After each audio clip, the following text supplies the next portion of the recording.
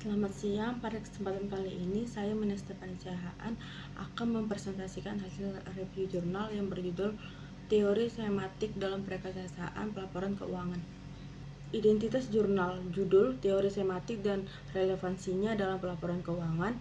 Nama jurnal, Jurnal Akuntansi dan Keuangan. Volume atau nomor, volume 15 nomor 2, tahun terbit 2023, halaman 101 sampai 115. Latar belakang, pelaporan keuangan menyediakan informasi bagi berbagai pihak dalam mengambil keputusan ekonomi. Informasi akuntansi bukan sekedar angka, tetapi simbol yang harus memiliki makna ekonomi. Teori sematik membantu menjelaskan hubungan antara simbol akuntansi dan realitas ekonomi yang direpresentasikan. Dalam perekayasaan pelaporan keuangan, informasi harus diidentifikasi, diukur, diakui, disajikan, dan diungkapkan secara bermakna. Tujuan review memahami teori dan menilai relevansinya. Ringkasan isi jurnal, informasi akuntansi merupakan simbol yang digunakan untuk menggambarkan kondisi ekonomi perusahaan. Informasi akan bermanfaat apabila memiliki hubungan yang jelas dengan realitas ekonomi yang ingin digambarkan.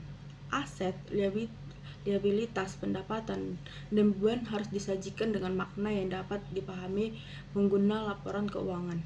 Kualitas informasi dipengaruhi oleh proses identifikasi, pengukuran, pengakuan, dan penyajian transaksi atau kejadian ekonomi. Teori sematik menurut Warjono. Yang pertama, realitas ekonomi. Akuntansi mengidentifikasi objek dan kejadian ekonomi yang perlu direpresentasikan. 2. Pengukuran. Objek ekonomi diterjemahkan ke dalam ukuran atau nilai yang dapat disajikan.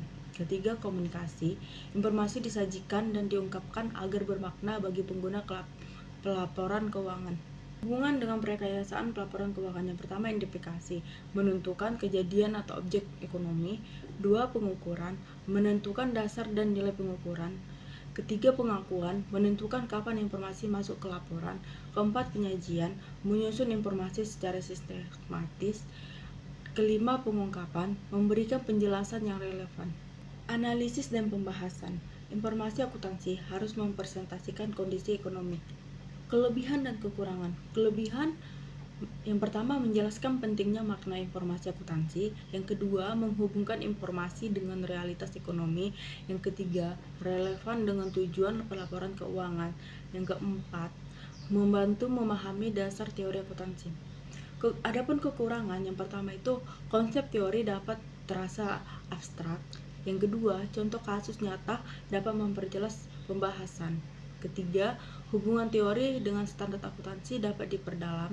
Yang keempat, keterbatasan representasi realitas ekonomi perlu dibahas lebih lanjut. Kesimpulan, teori sematik membantu menjabati realitas ekonomi dan informasi akuntansi. Kesimpulannya, yang pertama, teori sematik merupakan bagian penting dalam memahami perekayasaan pelaporan keuangan karena menekankan bahwa informasi akuntansi harus memiliki makna dan mampu mempresentasikan kondisi ekonomi perusahaan. Dan adapun saran, yaitu pembahasan teori sebaiknya dilengkapi studi kasus agar hubungan antara konsep teoritis dan praktik pelaporan keuangan semakin mudah dipahami.